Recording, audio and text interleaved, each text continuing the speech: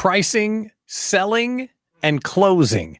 The holy trinity of sales skills. And if we got better at those weak spots, we would make more money as a small business owner.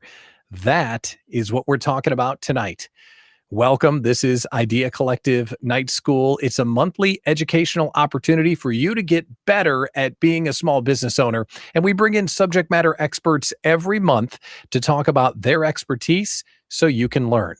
It's sponsored by Bank 59 and Serendipity Labs. And of course, the Idea Collective for small business owners. We're so grateful that you're here. So before we get to the show and we talk to Sarah Bauer from Heartland Payment Systems, our resident sales goddess, let's outline what we're going to do. First, we're broadcasting live on YouTube. So thank you for joining us there. And also the Idea Coach Network. So we're on LinkedIn and Twitter and Facebook and everywhere. So thank you for being a part of the show. It has a unified chat. So inside the chat on whatever platform you're on, say something. We'll say something back. And if you ask a question, we'll bring you into the show because this is supposed to be an interactive conversation. So while Sarah is teaching us about sales, we can also get your questions answered. The other thing is make sure you subscribe to the YouTube channel while you're there. That way you won't miss future Night School episodes. And you also won't miss any of the special videos that we put out on the channel. Now, we're going to spend time learning from Sarah till about 6:45 or so. And then around 7 o'clock, we're going to hop over to a special Zoom room where we can all network with each other. So that way you can learn a little, meet some people, and have a good time. That's what it's all about. So with all of that behind us, how about we get on with it? What do you think? Are you ready to learn? Are you ready to become a better seller? Because I know just the person that can help you do that. Sarah Bauer, Territory Manager for Heartland Payment Systems. Sarah, it's great to see you. How have you been? I've been awesome. Happy New Year. Happy New Year to everyone. Thanks for having me. Yeah, New Year for salespeople means new sales goals, going back to zero. I'm sure you don't think of it that way, but it does mean it's period one, right? It is period one in most salespeople's worlds. It's the beginning of the year. It's the beginning of a month. It's the beginning of a quarter, but also for small business owners too. And we all come to New Year's with new resolutions, but sometimes it's good to look at this like a refresh. So actually, I think this topic tonight is really on point because we're going to talk about something that I think a lot of people are hesitant to talk about. So I'm really excited to be here and be a part of this. Well, I want to say off the bat, I'm grateful that you're here because you were at the first Night School event, which was about a year ago, which is hard to believe. It's only been about a year, but we did an event on sales and you paneled that panel for us as well. So you're a longtime contributor sharing your knowledge. We're really appreciative. So let's get down to the topic for tonight. We're going to talk pricing, selling, and closing, but let's start with your guiding light about pricing and selling. You share an amazing quote about value. Can you share that with everybody?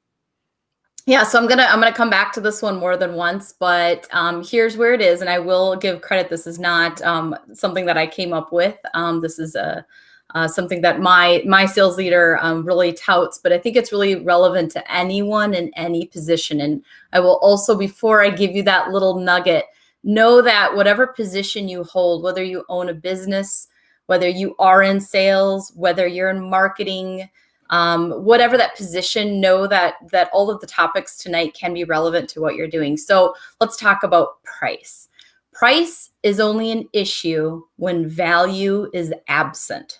We're going to talk about that tonight. So price is only an issue when value is absent. That is genius. And I can't wait to hear you explain it more. And price seems to be the toughest thing for many people. It's the elephant in the room. How do we set our price? How do we hold our price? When should we raise our price? How do you think about price? Because that quote is a good start, but let's go deeper on it. Yeah. So, I mean, let's call it what it is. In a sales environment, a traditional sales environment, we come down to the very last line on the contract. We go to the checkout line and it can come down to price, right? And I think as business owners or those of us who have influence inside of businesses really struggle with price.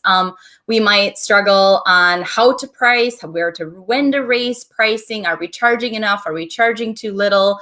where to bring it up in the sales conversation. Oh, we're going to talk about that tonight. So get ready to be really uncomfortable, because that's what we're going to do. But I mean, but it drives our business, right? If you don't price correctly, it can make or break your business. If you don't address price on a regular basis, it can make or break your business. So that's why I think the topic is something that we don't talk about that often, but we should be. It is the elephant in the room. So how do we overcome our own barriers to addressing our price? Well, okay, so your barriers are going to be a couple different things. So there's the actual price itself, and that's pretty straightforward. But I want to challenge everyone to think outside the box here.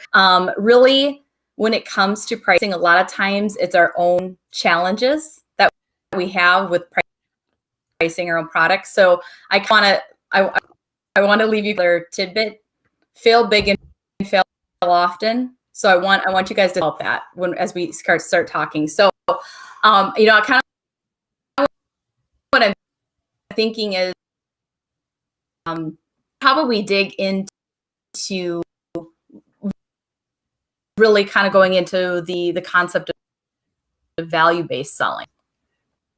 Okay, that's a great topic. Let's start there. Value-based selling, and how do you go about talking about that?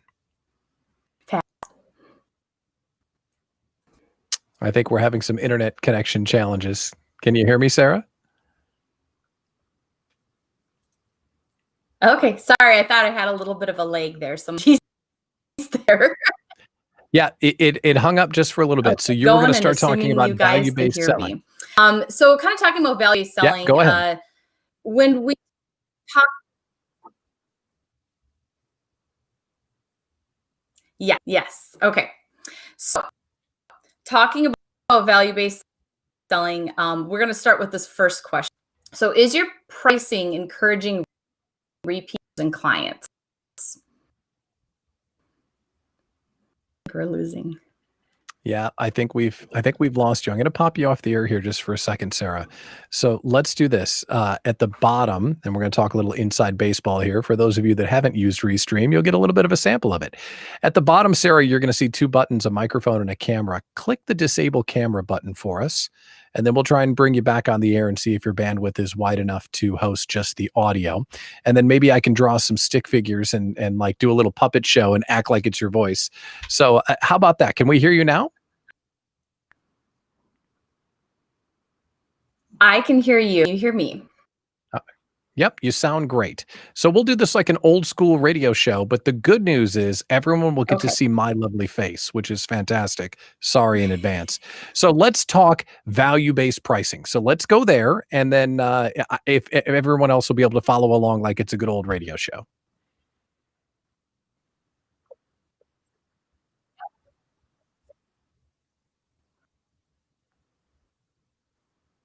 That works for me. So talking about repeat customers. So I mentioned, is your pricing encouraging repeat customers or clients?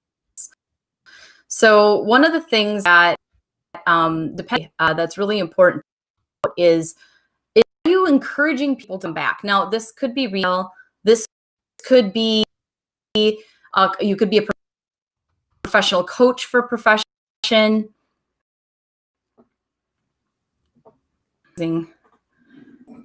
Yep. Okay, that's okay. Why don't you hop off and then hop back on, and we will talk about other things while we wait for you. So we'll take you off the air here, and then you dial back in and see what it looks like. So on our side of things here, we're broadcasting live in all the different platforms, and we are going through, one of those things that just happens in the modern age. It doesn't really happen in in-person networking, right? It's not like we're in person. And it doesn't work. But on our side here, on the technology side, at the host side, we could see that her internet connection was like one red bar, which normally means bad things are happening. So welcome again. If you're joining us tonight, we're going to go over a little bit of everything when it comes to pricing, selling, and closing. Sarah Bauer is our expert tonight.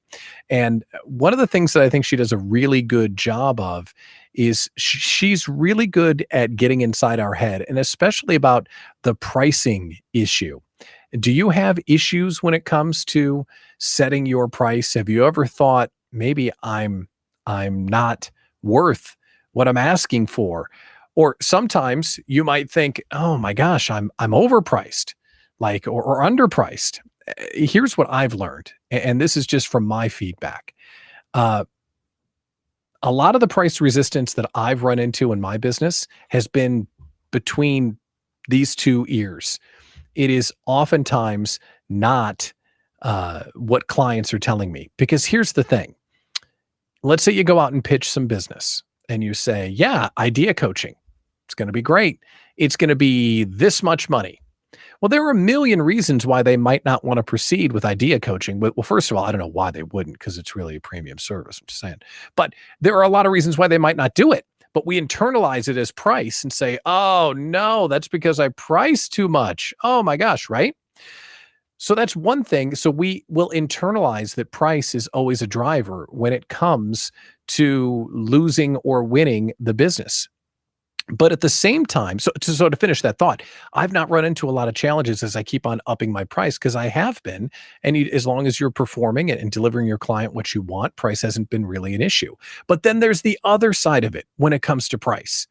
And let me know in the chat if you have realize this in your business as well. And here's what I'm going to do. I'm going to put the chat up on the screen so that way we can kind of have a two-way conversation if you'd like to join us. So now the chat is going to come up here in just 1 second. So there you go. So now we can have a two-way conversation as we talk about this. But let me know in the chat if this has happened to you. Okay. I'm going to get some business and I'm going to lower my price. And then you have a great big problem. You know what that problem is? You get too busy. And then you're way too busy. And once you get way too busy, then you get frustrated. Why are you frustrated? Because people love you and they really want to work with you. That's the downside of pricing too low. So you have to figure out what is the happy medium between pricing yourself at a high rate so you can get enough business to grow, but not pricing yourself so low so that if you get all of that business, then you're frustrated because you're super busy all the time. So let's welcome Sarah Bauer back on here and see if her internet connection is any better. Sarah, are you with us? I am. I sure hope you can hear me this time. Yep, you sound great. And inside the Restream chat, I'll let you know if we're running into a problem. Okay. But we were just talking, I was just sharing some thoughts on price that I had. The concepts that I was sharing was, first of all, when you get rejected, oftentimes we would blame price. And it's not always price as the reason why someone says no to buying you, but oftentimes we blame price. And then the other concept that I was sharing is that if you price yourself too low, then you might get busy and get mad and frustrated because you're so busy and you're working so hard, and it's because you priced yourself too low. So with that, I'll stop and ask you, reflecting on those two schools of thought, is that the right way to think about it, or am I thinking about it the wrong way? Well, sometimes we have to just make decisions in the moment, though, too, right? So you mentioned pricing yourself too low because you're so busy and you realize, oh gosh, I think I could have held higher rate there. I could have held more value. And don't look at it like a failure. Don't look at it like you have, oh gosh, I gave away money. I gave away the farm. But really look at it and reflect on that. What could you have done to be more prepared to hold more or higher price or more margin? So I hear you. And I think that's really a common question that a lot of business owners have, is that they question, are their prices too low or are they too high? So it's okay to have that feeling. I guess maybe I'll say that. It's okay to have that feeling. Just know that if you continue to have it over and over again, it's time to take a pause and reflect. If you continually feel you're giving away the farm, it might be that you're just not prepared enough to bring that value. And we talked, again, going back to the original sentence, have you created enough value? I'll kind of talk about this a little later on, but I'm going to leave a nugget here, and I might actually jump ahead here a bit, Pat. One of the things that we struggle with in as a business owner or in sales or really anything is that we like to sell and price how we like to buy and be sold to. So if you're one of those people who are maybe kind of having that feeling, that apprehension that your pricing is too low, Do you as a person like to buy on price? Do you as a person like to buy with discounts? If that's the case, that's how you're selling. And you may not even be aware of that.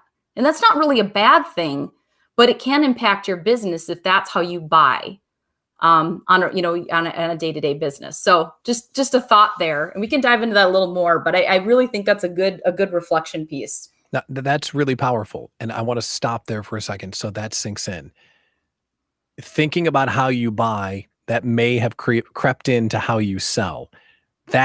I think that's really insightful and something that's a great takeaway already tonight. Let's go back and talk about value-based selling, because that's what you were going to start talking about. It kind of fits into what we're talking about here. But what were the thoughts that you wanted to share on value-based selling? And that's about where we lost your connection. Yep. Yeah. And value-based pricing too. And so here's kind of I got a couple really basic questions for everyone on the call. And it's definitely worth writing down. If not, I can send you a recap. The first one is your pricing. Are you currently encouraging people to be repeat clients or customers? Kind of sounds like a duh, but really, are you encouraging people to be a repeat customer or client? So things to consider, and this is maybe not going to be applicable to every industry, but I want you to consider it nonetheless.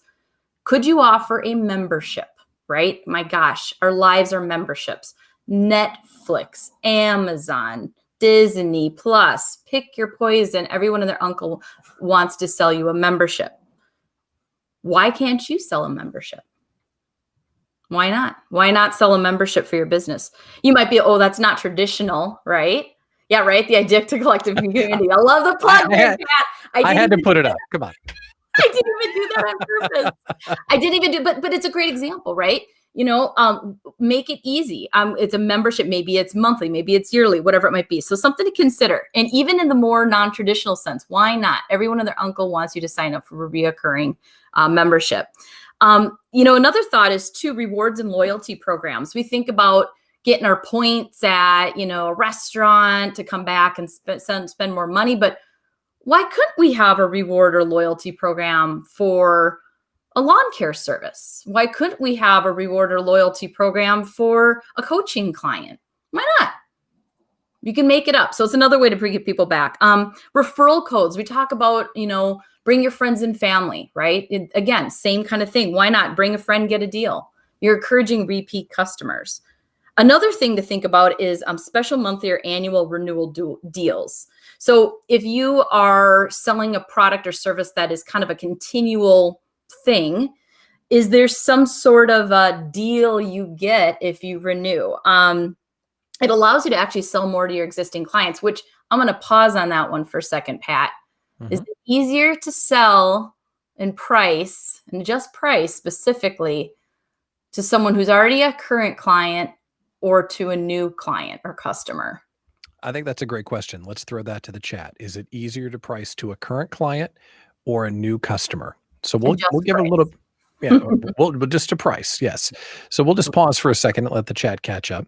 So put in the chat what you think, and then we'll hear the right answer from Sarah. Okay. So Sarah, what do you think? New clients easier or current clients easier to price? Well, I will, and I am not going to throw statistics out there because I don't have them in front of me, but traditionally speaking, it is easier to sell more to your existing clients because they already have that relationship versus bringing in new. It's important to bring in new and existing customers, but if you are going to be looking at pricing, especially introducing something like this, like a membership or rewards or loyalty, it can make it a lot easier to be able to implement that in general, because you've already have that existing, they already know you, they like you, they trust you. Why not? So it's just something to consider. And then also, and this kind of goes down the nerdy path a little bit, but I know we have some very smart people here tonight, but can you automate something to create another sale? Do you have an email marketing system that is saying, thank you so much for buying X? Here, click here to buy more, or come back to our store next week, get a coupon. So are you encouraging repeat clients through automation? If you're not, I recommend reaching out to some very smart people in this world that can help with that. Now, let's stop and talk about that for a second, because I think a lot of us, when we think the programs like bonus points or referral bonuses or upgrades, like you're talking about, that sounds like on high velocity businesses, there's software for that, there are programs for that. But if you're a coaching client or a coaching person like me and you've got 5 or 10 clients, I don't need fancy software. I need an Excel spreadsheet, right? And I can just do that myself. And I think it can be paralyzing for some small business owners when they think, oh, I can't afford that. Well, you don't need technology. You got 5 clients. Get a notebook, like figure it out and make it clear and consistent. It's something that I think could paralyze people when they compare like the grocery store rewards program. You don't need all of that if you don't have 1,000 clients. You got 5. You can do it yourself. So let's talk about pricing for new clients. Now, is it easier to increase your pricing and drive pricing with new clients? Or how do you broach the conversation with your current clients when it's time to increase rates? Because that's a standard thing you got to do every once in a while. Great question. Quick question for you, Pat. Can you still hear me? Yeah, you sound great. Okay, great. My screen froze, but I'm going to keep rocking it out unless told otherwise. Yeah, you sound great. All right, awesome. So that is a great question. So, okay, let's role play it here. You down for that, Pat? Yeah, I'll do my best, and I'll try not to embarrass the Idea Collective community. My dog is asking if she can role play, but I'll role play for us. Okay, so we're gonna pretend. No, this will be easy on your end. Let's just pretend you're. I'm gonna make up a business here. I'm the business. We're going to pretend it's coaching for sake of argument. And so I'm the business coach and you're my client. And I now have to have that conversation with you about price. Your pricing is going to go up, right? So you and I are sitting down and discussing about this, and we're going, okay, so I need to broach the subject. What's really important to note here when you are bringing up price to a customer is if you are making a big deal about it, it will be a big deal. That's good. That's right? good. Yeah, I'm going to let that sink really in for good. just a second here. That's so I'm going to use thought. the analogy of I've got young children. And if I have a child that falls over and starts crying and I know he or she is fine, but if I go up to the kid and go, oh my God, are you okay? Are you going to live? Are you bleeding? Oh my gosh, and make a big deal out of it, what's going to happen? Yeah, they're going to cry and think something's wrong, right? Yeah, absolutely. They're going to make because I made a big deal out of it. So Pat, thank you so much for being my client. I've really enjoyed working with you over the last couple of years. I know your agreement with us is due up for renewal here coming up. Before we get started here, do you have any questions for me? No. I love our relationship. It's great. Great. Well, I've really enjoyed being for you being a client of mine, and I just wanted to kind of walk through our next year's pricing. Here I have it in written form. If you have any questions, feel free to browse over it. But here's our next year's rates moving forward. Again, your return on investment is typically within 2 to 3 months you're going to see that, just like in years past. And all I need is your signature right here. Okay, I oversimplified that, but what did I not make a deal out of?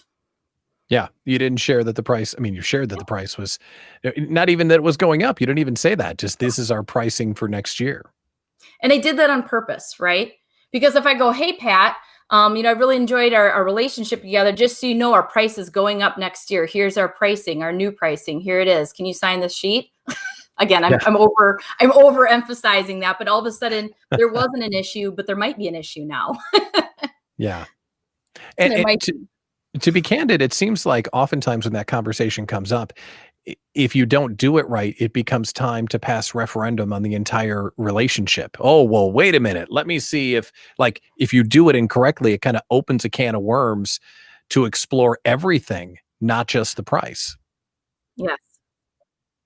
Yes. And here's the other way I could approach it. That's a bad way to approach it. I really enjoyed our relationship together, and I look forward to working with you this next year. So here's our new pricing. So there's and business has been tight, and I really We really needed to watch our profit margins, and I had to hire someone and this and that, and I just kind of keep going and going and going and over explaining it. Again, I'm creating doubt. I'm creating doubt in the buyer's mind. So it's another thing to really avoid when you're having that conversation. Yeah, that's great. Michael shared in the chat here, and I think this is another good thought process, just low and slow, right? The idea Yep. that we're just going to get through this and not make a big deal about it. That's brilliant. We still have a few more things that I want to hit on here on pricing. One of the things you talk about is how to purchase and how to maybe talk about pre-buying. Can you talk about packaging and some of that, about putting your services together to maybe get that current client to pre-buy or get clients to pre-buy their work? Yeah. So here's another really, I will challenge everyone listening here to think about this, because you might be thinking, oh, well, it's a one-time single transaction. Yeah, they're not going to pre-buy.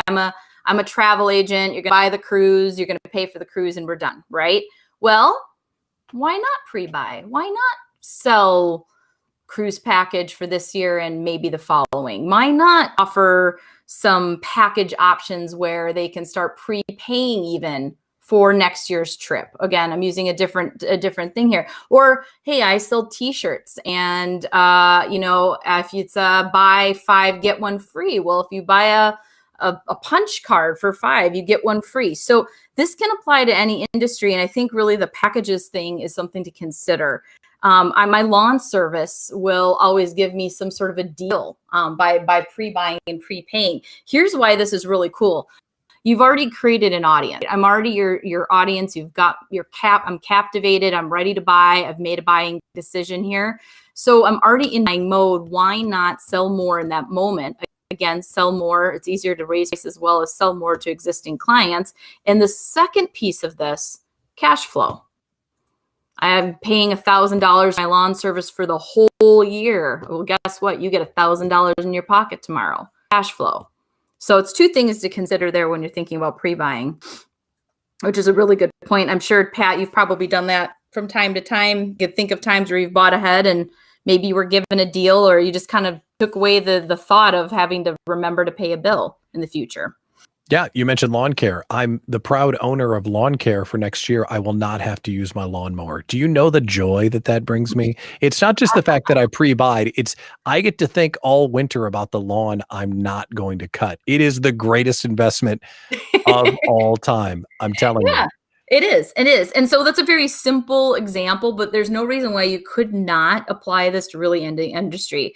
And another thought too is a lower priced option along a defined time window. And let me explain that a little further. So, you sell a larger ticket item. Okay. Maybe it's your average sale is $5,000. So why not have something where you can start low, you can have entry level pricing to get in. So that way, now again, I'm already an existing customer. It's easier to sell more to me later on. So that way I'm going to be a raving fan of you. So I kind of was thinking like the example of a hair salon. A lot of hair salons will have get your first 1 or 2 haircuts half price. And what happens once you have 2 really good haircuts? You're probably going to go back, right? You've been happy and you're going to pay full price. So it's another way to look at pricing as actually as a sales tool, which is kind of neat. You had to bring up haircuts. I did. Sorry. I didn't do Really? that on purpose. I'm teasing. I forget what they're like. I'm sure they're lovely. I have no idea.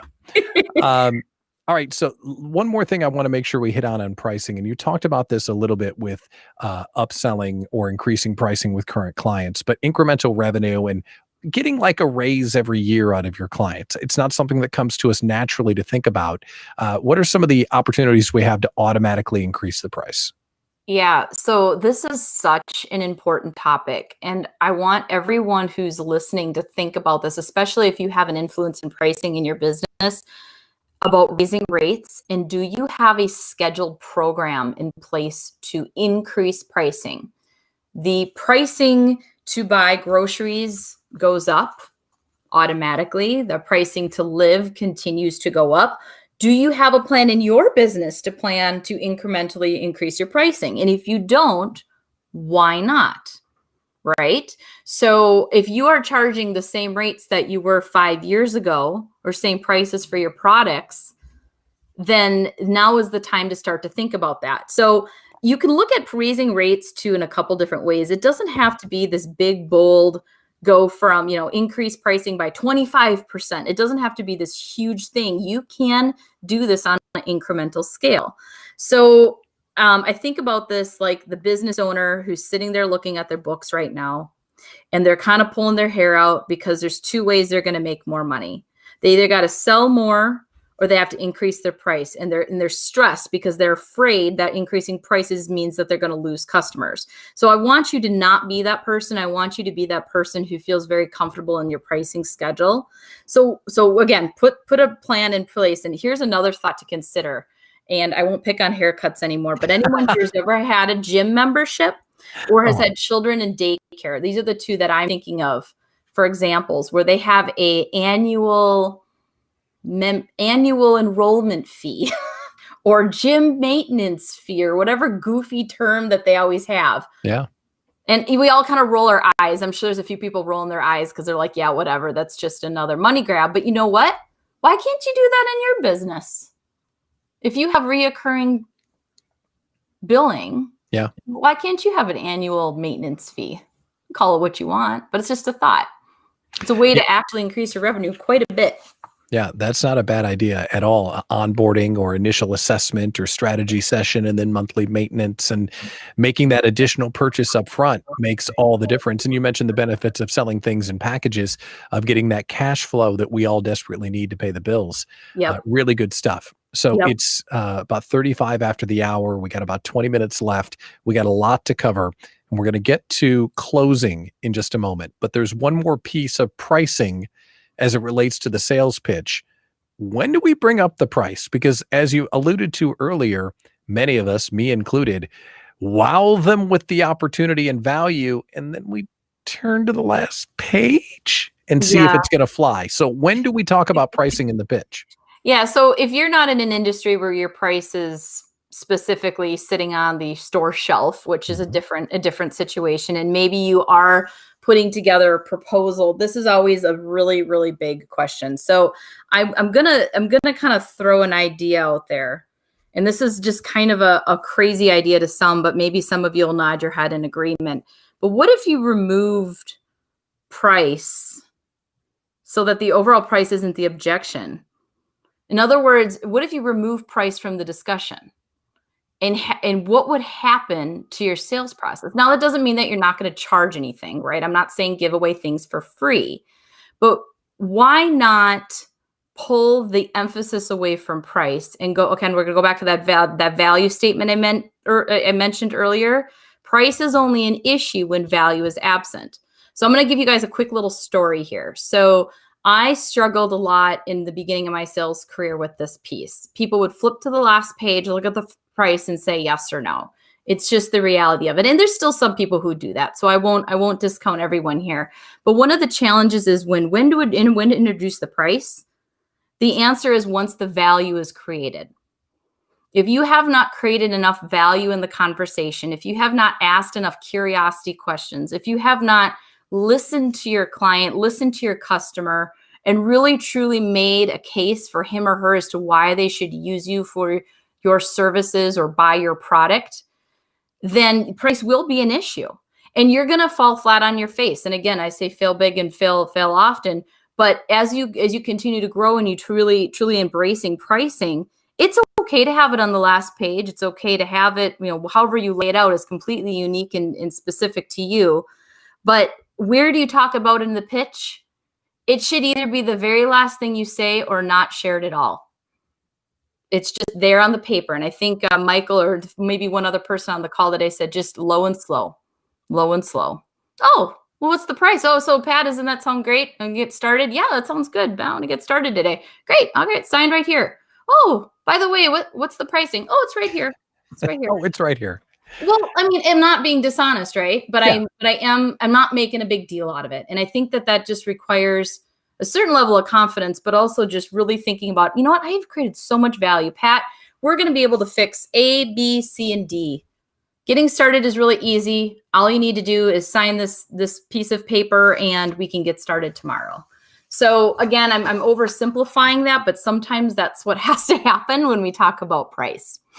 Well, and that brings back what you were saying about the relationship between value and price and the technique of not making it an issue, just making it, the Mhm. one little step we have to take to get started.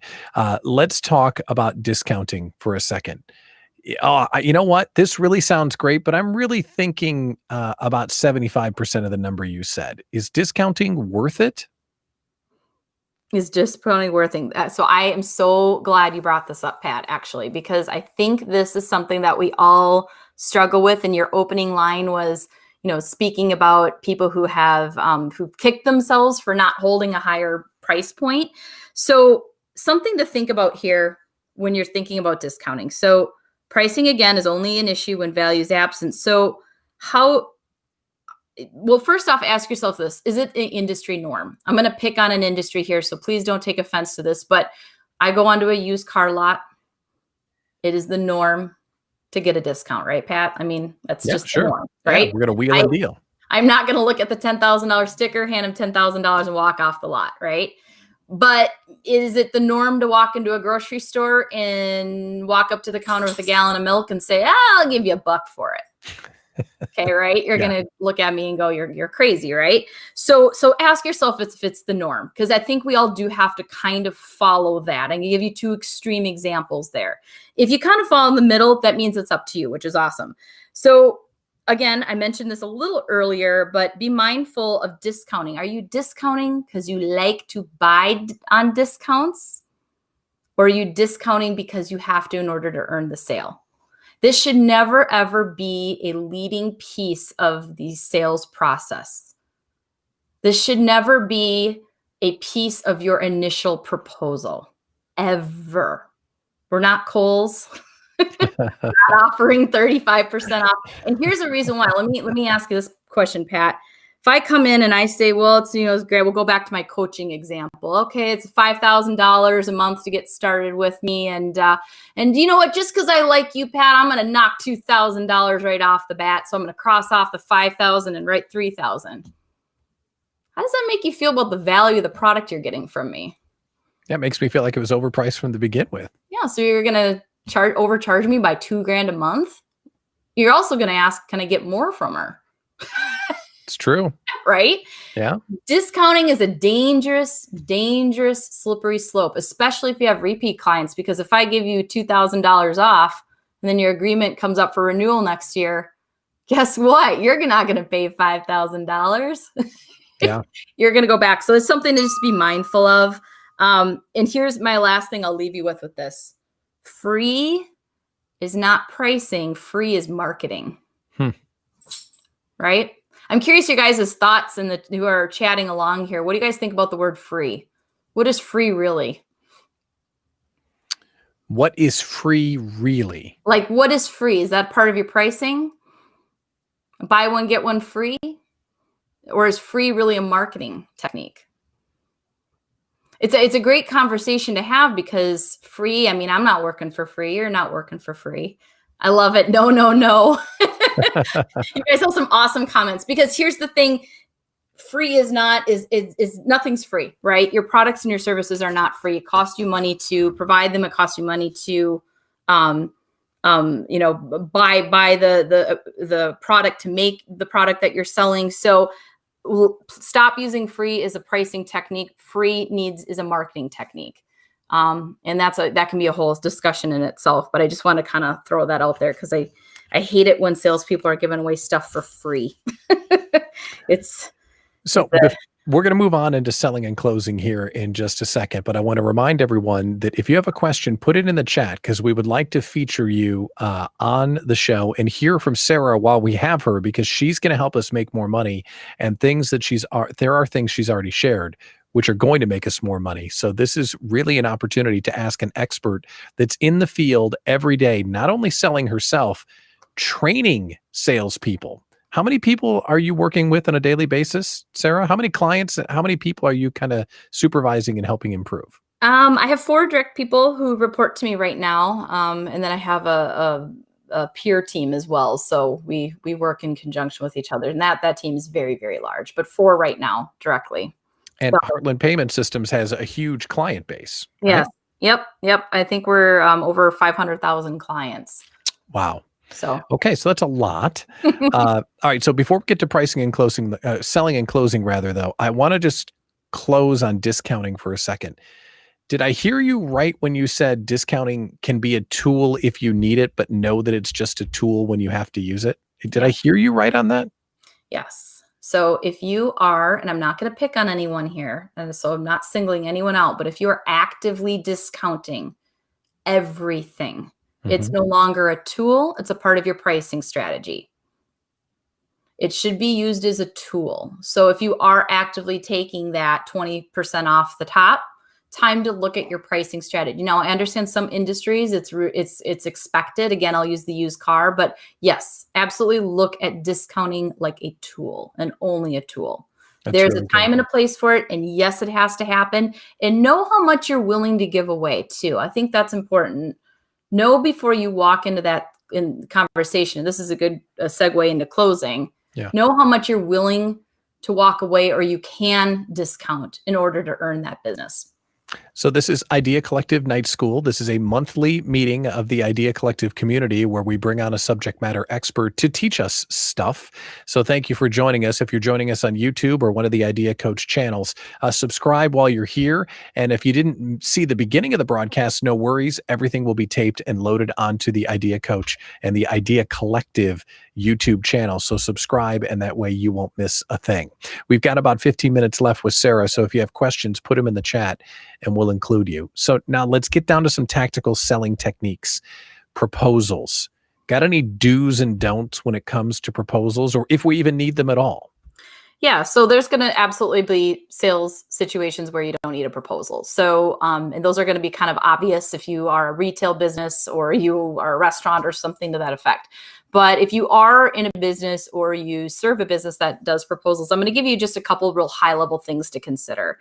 So one important thing that I always like to, actually, this is something I train my team on as well, is do not give away the house. Do not detail every single little thing you're going to do for that client. It's okay to be detailed so they understand what they're getting from you from a service perspective. But if you spend hours on proposals and you give everything you're going to do for that client away in that written form, you are putting yourself in a position where you could potentially lose out. Not only just on the sale if they choose not to go with you, but that could be giving your competitor an advantage. So it's just something to think about. Now, there's a balance between too little and too much, and that's obviously a very personal decision, but be very careful about what you include in a proposal. Very careful. And I think many of us, me included, I'm super guilty of this. I want to overwhelm them with benefits and options. Look at all this stuff we're going to do for you. Please buy. Now that you're saying that out loud, I'm like, oh, totally seen, totally guilty. Yikes. So you're saying hit the high points, show them the value, but don't necessarily tell them everything you're going to do, or you could just be giving the game plan away. Yeah, and absolutely. You should want them to be slightly curious and call you and talk to you about it. Because let's go back to your original comment. If they just flip to page 10 and look at the bottom line, what was the point of writing all 9 of those pages before that? Yeah. That was a lot of time, effort, and energy. So it's okay to be slightly, vague on these proposals too. I mean, there's going to be certain situations where you can, if it's requiring measurements or something to that effect. But yeah, and then the other part is clear as kind. I think defining expectations, especially if you're in a service level agreement where you and the customer will be, you want to define expectations. I think that's a really important spot to put that in that proposal, what's expected of you and what's expected of them. But here's again, the written form does have consequences. So again, let's just say, Pat, you are overly sharing what you're going to do for that client in that proposal. The client decides to not go with you, but could share that particular proposal and go back to someone else, or, hey, they're shopping around and you're one of the people they're shopping. They can take that proposal, go back to their existing vendor and say, hey, look, I got 3 more quotes. You can go ahead and match this. So now we call that a pricing exercise in my industry. Is this a pricing exercise? And if you kind of have that in the back of your head when a client's like maybe shopping you, you kind of know, you can kind of sense that a little bit too. So be careful not to over explain in proposals in a written form. That's amazing stuff. Like, I am completely going to use that. And you made my life easier because to the point where you're talking about proposals, and Michael put it as that's not the project plan. It's also not the contract. The contract might be where you outline everything, but the proposal is to recap why they're excited in the first place, show them how much it's going to cost, and move forward. And that's going to save me a lot of time, but also all those other added benefits that you just shared. So I really appreciate it. By the way, if you're just joining us and you're wondering why I'm talking to just a plain black screen, we had a technical issue on Sarah's side, but she's a super trooper and she's doing an audio interview with us tonight. So unfortunately for you, you have to look at me, not Sarah, but that's why it's set up this way. So we had a tech glitch and we're working through it. So let's talk about closing, the magic word. A lot of people are interested, but they're not closing. Why not? And you like to talk about closing by sharing a story. Can you share that with us? Yeah. So, and this is going to be a technique that even if you're not in sales, even if that's not your primary role, think of a situation where you needed to maybe go to your boss, to your manager, the owner, a partner, and sell him or her on an idea. So I want you to put yourself into a real life scenario right now mentally as I point this out. I'm going to tell you about all the things you should do wrong when you close. All right.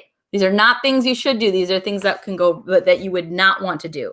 So again, we've talked about price, be all about price. Hey, Pat, I'm gonna role play with you. I'm gonna do a really bad close. You ready? Yeah. You ready for the worst close there ever was? So Pat, it's I'm so gosh darn excited to work with you. I'm the best possible solution that you could ever have. We are the most wonderful company in the whole wide world. We do this, we do that. And I'm just going to be, the best person that you're going to ever work with. So $5,000, but hey, you know what? I'm going to knock it off to knock $2,000 off because I like you, Pat. You're great. I'm going to go ahead and get that price. Actually, I'm going to reduce that price. I'm going to reduce it to $1,000 a month. Yep. I know I've been kind of talking here I think for like about an hour and a half and haven't allowed you to actually get a single word in, but we're just an amazing company. And I'm sure you've got issues, but you know what? We're going to fix all those issues that, I got. And okay, so go ahead and write that check here and then we'll get going. Okay. I obviously way overemphasized that, but here's my tips. You got to ask questions. You got to make it about them. You got to be curious. It's not about you. It's not. I use the word I a lot. If you're using the word I a lot, you're not being mindful of that curiosity. Okay. So when you are closing, slow your speech, make it about them, ask them questions, ask them open-ended questions, not how are you, how is your business doing, good or bad? It has to be, walk me through, Pat, how your business is, what it looks like for 2021. What are some of the goals that you have for this year? What are you doing to optimize X, Y, Z? How would it impact your business if something, and then keep these open-ended questions. And we're making it all about Pat. He doesn't care that I work for a big company. He doesn't care that I'm the best gosh darn salesperson in the whole wide world. He does not care about me and my kids. He does not care about what awards we got as a company. Yeah, those are high level stuff. But if you find yourself talking about you and your business way too much, it should be just a speck. It should be just a speck of that conversation. Your close should be about them. You should be able to recap all the things that you're going to do for Pat and his business, and you're simply going to ask for the business at the end. Again, I'm doing this on a very shortened time frame. Be happy to talk one-on-one if someone has more questions about this. But you guys probably laugh at my awful close, but we've all been in those situations. We've all had that happen to us. And, gulp, maybe one of us has actually done that before ourselves. We threw up all over the other person on this other side. So think about it when you are closing. It's about them, not you. Remove the word I. Bring the value. Ask the questions. The close will follow. It will. And it takes practice. This is not something that's human nature to not talk about yourself. It is not in your human nature to ask questions of other people. So, what's the dismount? So you shared the technique and you shared the vibe, mhm. recapping how you're going to help them. It's all about them, all the value you're going to bring. But every seller has the phrase, the word, the something, the dismount. What do you say? Are we going to do this? Or come on, let's get started. Are you ready to go? Like, what is the actual phrase? And is there one that you recommend? Or is there like a phrase that everyone finds that works for them? Oh, that's a really good question. I'm really glad you brought this up. And actually, if anyone has like wants to share their phrase or this dismount, I think this is a really good topic. So here's the thing. There isn't one way to exit and close the sale. But here's the most important part. You got to ask for it. And you got to make it simple. I could run the best sales meeting in the whole wide world, bring all the value, the price, everything's ready to go. But if I don't make that sale easy to close, meaning that I haven't provided you the right paperwork to sign, or I need a form filled out, or I need a check written out to me, or whatever it might be, if I haven't laid out those clear expectations, you're going to walk out of there without a sale. And remember, and again, everyone's industry is a little different. Some have longer sales cycles than others, but the best chance you have of closing a sale is in the moment, when all that value has been brought to the forefront, when all the problems have been addressed. So your dismount has to be awesome, to your point, and it requires practice. So I would say I'll share my technique very briefly here, but again, there is no one way to do it. Make sure you set proper expectations on the front end, what you're going to need to get started, run your meeting. And at the very end of the meeting, again, Pat, as I mentioned in the beginning, I'm going to need this form fill out, a signature, and a check written out for that first month's deposit. And I just make the assumptive sale. So that's the next piece. So, all right. And I push the piece of paper that I've already pre-filled out. Here you go. I just need your signature. And again, what's going to happen? You're going to do one of two things. You're either going to start filling out the paperwork and getting your checkbook out, or you're going to have an objection. And that's okay. Well, actually, I want to think about that. Okay. No, I totally understand. You want to think about it a little bit. So, would it be all right if we set another appointment today before I walk out, so that we can follow up in 2 days? Okay. So I'm going to have a next step there. So outlining proper expectations, but also walking out of there. Don't never walk out of there. If you are doing kind of a value-based sell here, don't ever walk out of there without a next meeting set. Oh my gosh, I could kick myself so many times for, Pat says to me, oh yeah, I think I'm going to think about it. And I'm like, oh, that's cool. Well, you just let me know. And I walk out the door. Bye. That is the worst dismount ever, by the way. And I love that we made this like a thing. Yeah, it's a thing. Because you want to know what's going to happen. I never set an appointment or asked for permission to follow up with him. So now Pat's fallen off the bandwagon. It's been weeks. He's not answering my phone calls, and I'm losing my traction. So don't ever walk out of there without a next step. Is my biggest tip and takeaway. All right. So my brain is exploding with questions. So I got to stay on this for a second, though, because even after delivering all the value and sharing the price and not getting significant pushback, the assumptive close you still need to have a little bit of poker player in you, don't you? To know, okay, we've got this one. So let's go to the assumptive close. I mean, you do have to still kind of read the room, don't you? Yeah, absolutely. So again, this is kind of going to next level. Watch their body language. If their arms are crossed or leaning back in their chair, they're disengaged, it means that you haven't brought enough value. If Pat's sitting there, he's our elbows around the table, he's leaning forward, he's engaging. Yep, kind of how he's showing you there. He's engaged in this conversation. If he's on his phone texting his friends, going, I mean, the reality is I'm probably going to have a harder close. Again, I'm just reading body language. So say Pat goes, you know what? You could be a little bit harder of a close. And there are some people who are really amazing at this. What's stopping you from getting started today? That would be a good question you can ask, and make sure that whatever question you ask to close that sale is not a yes or no, because you want to give them an opportunity to explain themselves and reiterate all the things that they had challenges with and why they would get started. So No, Pat, it was a pleasure meeting with you today. Thank you for investing the time. That is a word we use on our team. We need to say spending the time, because then it sounds like you wasted time with me. Thank you for investing the time today. I appreciate it. I've really enjoyed getting to know you. Again, I need a signature on this document and a voided check to get started. Would you like to get started today? I don't know. That That's a seems pretty dismount. simple, right? That's a dismount. Would you That's like a to get dismount. started Would you like today? to get started today? Is a yes or no? And if how Pat reacts to that, know that you got to have another, well, I got to talk to my business partner. Oh, I completely understand. I completely understand. Whatever he says out of his mouth, you just say, I completely understand. It doesn't matter what he says. I got to talk to my dog later. Awesome. I completely understand. Do I have permission to call you on Friday? Would it be all right if I called you Monday at 10 a.m. to discuss further? Yeah. Again, I'm setting that next appointment. So the close, depending on your industry, doesn't always have to be like cutthroat in the moment. It can be something that he has to think on or review, but just, again, make sure you have that next step. So just ask for it. Why not? Yeah.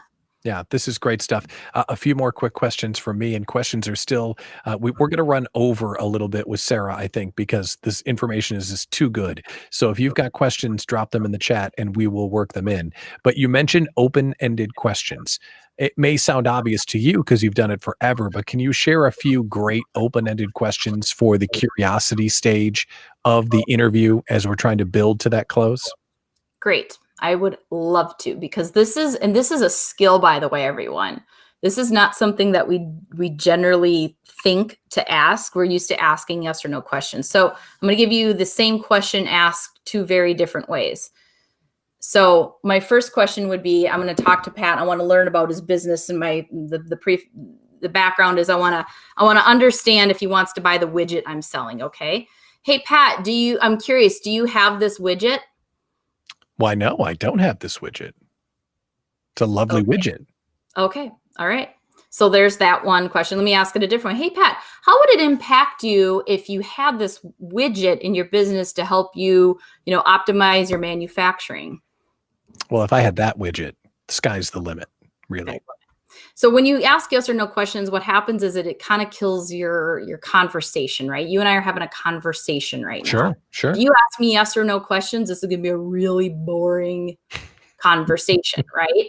So when you are going in for the close and prepping, it is really good to look at all of your list of questions and prep before you go and ask, could I answer a yes or no? And if you could answer yes or no, reword it. Just reword it. So, and yes, I mean, the widget I'm sure is amazing. But it's again, that's oversimplified. So ask them, how would it impact your business if, would be a good open-ended question. One of the questions I like to ask people is kind of an opener, because it's applicable to pretty much every industry, is, what are some of your plans for 2021? What are some of your goals? What are your biggest business challenges you're facing right now? It doesn't matter what industry they're in. They're going to share with you, because here's the thing. I might think I'm going in there to sell you the widget, Pat, and I find out, man, you really need help hiring employees. You found out that 5 people quit this last week. And now all of a sudden I'm thinking bigger and bigger and bigger about other solutions that we might have. And then I can change the conversation. So they can be broad, and you can absolutely copy and paste the same question for every single business owner. But know that what's on their mind is probably not what's on your mind. So again, don't force that conversation when you are learning about the client and learning about the potential customer, but also make sure you're asking questions that are going to be relevant to the product or service you're selling too.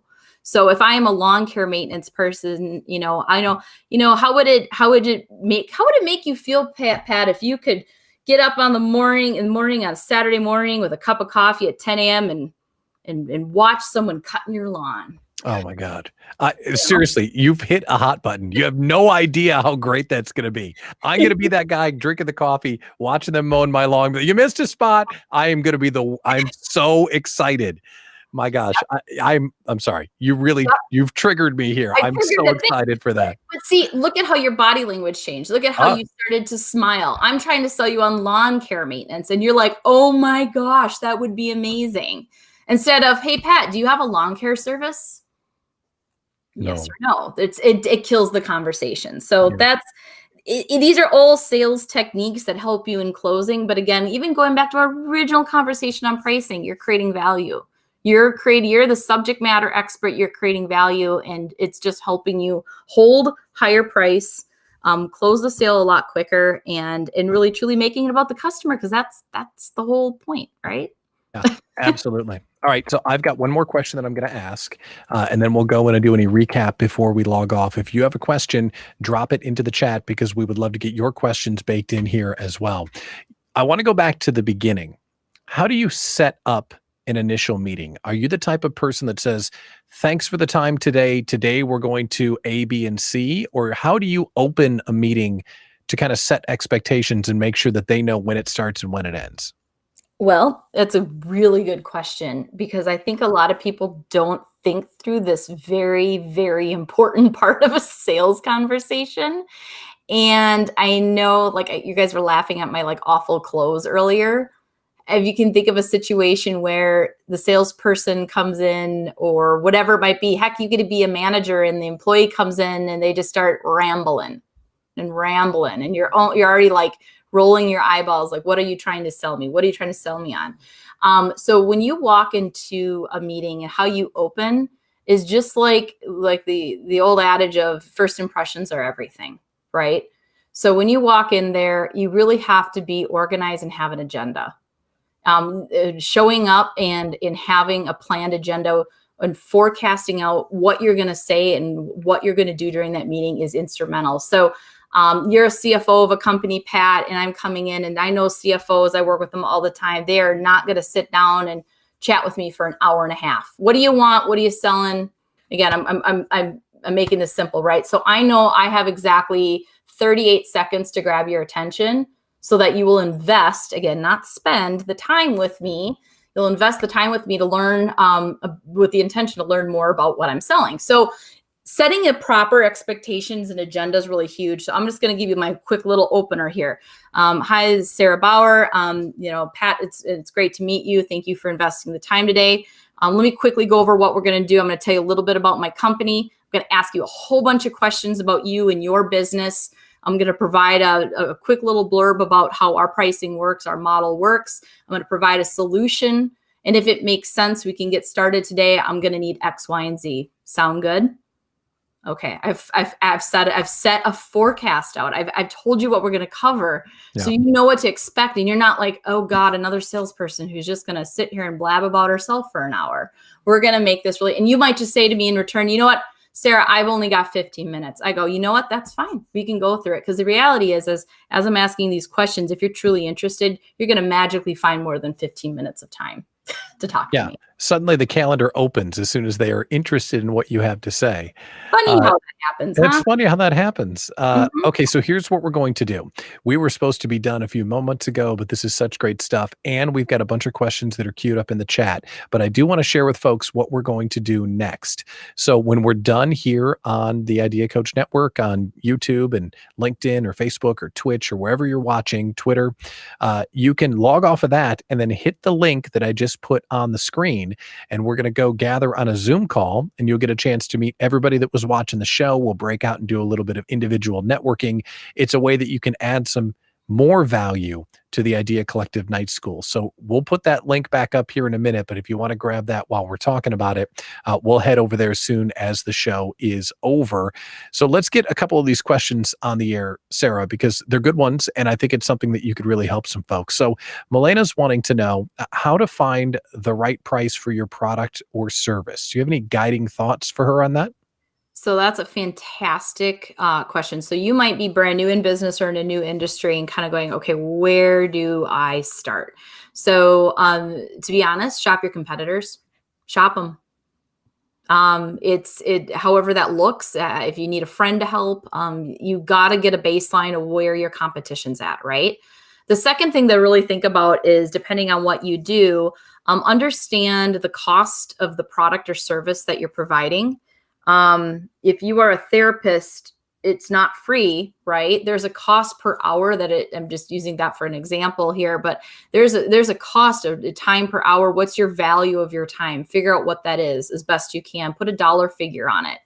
And then again, compare that against what the industry averages are or what your competitors are doing, and start there. Sometimes it's a little bit of a guessing game. If you're not physically making something and marking it up, let's say 30%, it can be very challenging in the beginning. But again, it is a little bit of ebb and flow. Listen to your customers too. So say Pat, I give you a price of $1,000 for this widget I sell at you, and you go, gosh, that's a good value, or geez, that seemed cheap. That's all? That's all? If you hear these words, that's like a red flag. Like, you've got to raise your pricing. If people are sharing that with you, especially if you hear it more than once, great spot. If you are having a hard time closing and you're implementing good closing techniques and you find that the price is just too high, again, you can back off of that too. But that's kind of a good place to start. I would shop competition, figure out what your cost of products or services are, and start there. Gold, Jerry, I tell you. Boy, it's great to see Mitchell on the call. Mitchell, thanks for coming. Good to see you again, my friend. When does the sales process actually start? Ooh, I'm curious what you guys think about this, because I kind of feel like I thought on this, but that's a great question. So my thought with the sales process is your first impression. So it could be, if you're in a cold calling environment, the first call in, that's the start of the sales process. That's your first impression of that person. Maybe if you run something that is a brick and mortar retail or business where people walk in the door, that first impression, that sales process starts with whatever they see when they walk in. Do they see a nice entryway in a lobby that's well kept? Do they see, dirty floors and papers everywhere? That sales process, in my personal opinion, is that very first impression that they get, whatever that looked like, a person over the phone, that entryway, that outside, that warm smile or not warm smile, and it all goes one direction or there. So yeah, if you guys think differently, chime in, but that's kind of my thought. Pat, what are your thoughts on that? My thoughts are summed up by Lori here, who's on the screen. The day you meet someone, as networking is sales, you're the most important product of the world. You're always selling. And I think that's a really good point. Lori, who teaches networking, it doesn't surprise me that he would say that. And I think he's right on. Mm-hmm. I'll even go one step beyond and say, I think selling starts before you meet someone. If someone is in the Idea Collective community and they're enjoying it, and I'm fortunate enough that they would think of me enough, or the community enough, to tell someone else on my behalf, it's almost like referrals and one connection beyond who you know already. The sales process has begun because there's this community. You need to be a part of it. I have no idea who they are. So it is the people that you know. It's also the people you don't know, if you've earned a good relationship with the people who already are familiar with your product. And that's what I would say. Yeah. There's a lot of schools of thoughts on that. It's a great question. I'm glad it was asked. Great question. All right. We got one more question that's here from Michael. What is the most important thing to do before you sell? Like before, I would assume he's meaning before you kind of flip it on and go into the sales mode. You got to establish rapport. You've got to. I walk into your office. It's the first time meeting you, Pat, and I just go straight in for the sales pitch. Yeah, I mean, there's certain people that might roll with that, but you've got to meet that person at their level. And I think we had, there's a conversation last week about, meeting people where they're at. If there's someone who wants the story and they want that rapport longer, shorter, obviously everyone has different schools of thought on that. But if you can't sell anyone if they don't already trust you, if they don't already see eye to eye with you. And that rapport doesn't have to be like hours of chit-chatting. It can be very simple and very to the point. But again, if you're keeping it about them and not about you, again, we all like to talk about ourselves. It's the truth, especially salespeople. Oh my God. Salespeople talk about themselves all day long. So make it about them, establish that rapport. You'll know when it makes sense to go into that selling, piece. And then that's okay, because at that point you've earned that opportunity. Would you agree with the statement that salespeople have to be aware of the world around them, such that if they walk into establish rapport with someone that's got Packers plaques hanging all over the wall, you probably should know how the team is doing and who the quarterback is. I mean, you kind of have to know that stuff, don't you? Oh my gosh, yeah. So I'll tell you a real quick story. This is just funny. So one of my very first more international sales jobs, I covered the southeast of the U.S. and I'd go into Mississippi and Georgia and all these manufacturing plants. And I don't know a lick of things about college football. I know nothing about college sports. And I learned real quickly, you don't go in and talk to engineers in the South without sitting there talking about college sports for 20 minutes. I could care less about college sports. I really could, but I learned real quickly that I've got to figure out who won, who's doing what the team names are. And it's okay to also not be like a Packer fan to go in there, but salespeople need to be vanilla. Let's remember that. You are Switzerland. Say it together. You are Switzerland. It's not about you. It's about them. So even if you walk in and you see a whole bunch of Packer stuff, you don't need to point out that you like the Bears or hate the Packers. You also don't have to be a Packer fan automatically. Don't fake it. Just be neutral. Neutral is the way to go. And you can establish rapport in lots of different ways. That's good. So what is your favorite way to establish rapport? Are you talking about kids, the weather, vacations? Like, what do you do? Oh, you guys, please don't ever ask about the weather. That is like the most generic thing in the world. Please. Okay, whatever you do, if you have nothing else that you take away from this conversation, I forbid you to ask or talk about the weather. Because it shows that you don't really care about establishing rapport with that person. It really, really doesn't. So you walk in, you start asking those open curiosity questions. Yes, if you see Packer stuff, if you see a widget, a picture of a family, ask about it. Great. Zoom is fun because you get to see people's homes. You see a cat walking across. It's great. If you don't have any good lead-ins, don't ask about the weather. It's okay. And it's okay if you don't need to, you might just have to get a little creative at that point. And stay away from the obvious politics and all that good stuff too. Oh gosh, and stay away from COVID. Don't bring that one up too. That's a big no-no. That goes up there with politics and weather. So no COVID discussions, no weather, no politics. There you go. I got 3 things to not talk about. So you asked me about lawn care. I got triggered. I asked you about the weather and you got triggered. So see, we're all being triggered. I thought we would be done with questions, but more good questions keep on coming in. So sorry to keep you, but Jennifer Hensley has a good one here. When is a good time to do the price increase? Is every January the time to do it, or when you feel like doing it? Do you have any guidance for that? Oh, so that's a good question. Think about your customer base and if they have, if they're cyclical. So like, gosh, if they're I'm just going to use a restaurant here. If you're in a traditional, non-2020 year, restaurants are extremely busy in December. Okay. That's a great example. So if you have to if you need their signature to sign off on a price increase based on your industry or what you're doing, December is not the month to have a price increase. However, if it's an automatic, it might not be a bad idea to do it in December because you know what, it's going to kind of lessen the blow. They're going to be busy. They're going to have more sales. So think about if your industry is cyclical in any way, and try to be aware of that. Again, you're working with the CPA, don't approach them in April to sign off on something. It's just not going to happen. I would say that if you can avoid the first of the year, do it. I think people get hit with a lot of price increases the first of the year or the beginning of a quarter. So if you can pick some like random day, like April 23rd every year, go for it. Great time of year. Make it really like an odd time of the year to do your price increase. Maybe your birthday. Why not your birthday? Oh, there you go. Then you can buy yourself a birthday present, like more lawn care. More lawn care.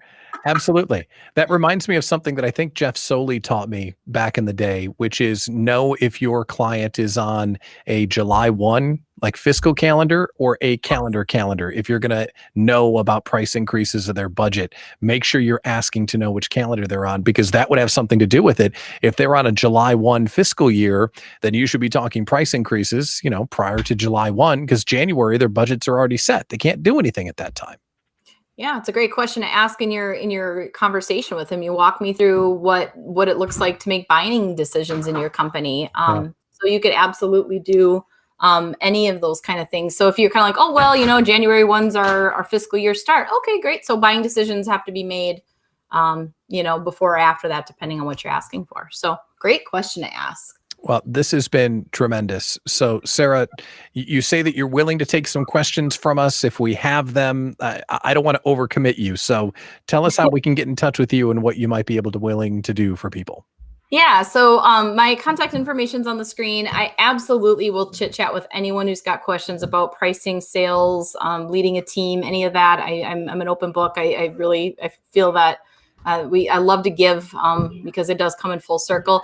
I do have a quick hit sheet where it's kind of like tips and tricks that we talked about today. So if you want, send me your info, shoot me a text. That's my cell phone, or send me an email and I will return with kind of that quick hit sheet for you for the takeaways from tonight.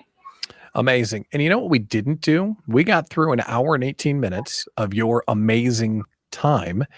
You didn't tell us about what Heartland Payment Systems does. So you got to tell us before we sign off, for goodness sake. I will give you a really quick high level of what we do. So we are a payments technology company. We are US based, but also publicly traded. I mentioned 500,000 clients earlier. Just on the Heartland side, we do basically 4 things. We do credit card processing for businesses. We help move the money when it's a credit card is used in person or online. We're also a payroll and HR services company, just behind ADP and Paychex, the 3rd largest. We also do small business lending. We can shop 75 different lenders for any loan type, $1,000 up to $5 million. If you're looking for some extra cash. And the 4th thing we do is customer analytics. So we can tell you all about the customers coming in your door, where they're coming from, where they live, their age, how much they make, and we can help you make decisions with your marketing dollars. So it's kind of a cool all-around package deal. Love working with business owners, entrepreneurs, people who are CFOs, controllers, and really just kind of paying it forward is our mentality. So yeah, that's what we do. Words have power. To Susie's point on the screen, a quick hit sheet sounds way better than a free lead magnet. While I end the show here, can we drop into the chat a thank you to Sarah for her information? I think that would be fantastic. So let's talk about what we're going to do next. We are going to hop over to that link that's on the screen. That's going to take us to a Zoom room. In the Zoom room, we're going to, network a little bit, maybe share some thoughts about what you learned tonight, some of your key takeaways, the things that you heard, and then maybe we'll break out into small group networking depending on the number of folks that come on over to the Zoom room. So grab that link that's on the screen. It should be able to see it right now, ideacoachmedia.com/after-night-school. And that's the link. So hop the link, come on in, and we will continue the conversation. And as Michael says, yes, it's the party after the party. Well, Sarah, you did this for us last year and you did it again, and it was amazing. Thank you so much for your time tonight. You're most welcome. Thank you for having me, everyone. And I really appreciate the participation and the questions. It makes it a lot more fun. It's great. Thank you, Sarah. So, okay, we're going to book her again for about 12 months from today to talk more about sales. I told you, sales goddess. And you know what makes her special? What makes her special is she's having hundreds and hundreds of sales conversations a year. She's teaching people how to have sales conversations, and then she can explain her knowledge. That's when you know someone really knows their stuff, when they can teach it. She knows her stuff. And I'm very grateful to her for coming on and sharing it with you tonight. And I'm grateful to you to tuning into the Idea Collective Night School. It's January 2021. We'll be back with another show in February. So watch the Idea Coach Network for your chance to get involved there. If you're watching on YouTube, hit subscribe before you log off, and we will see you in the after party. The link is in the chat. I'm Pat Miller, the Idea Coach. Thank you so much for coming. And thanks to Bank 59 and Serendipity Labs, and of course, the Idea Collective for Small Business Owners for being our sponsors.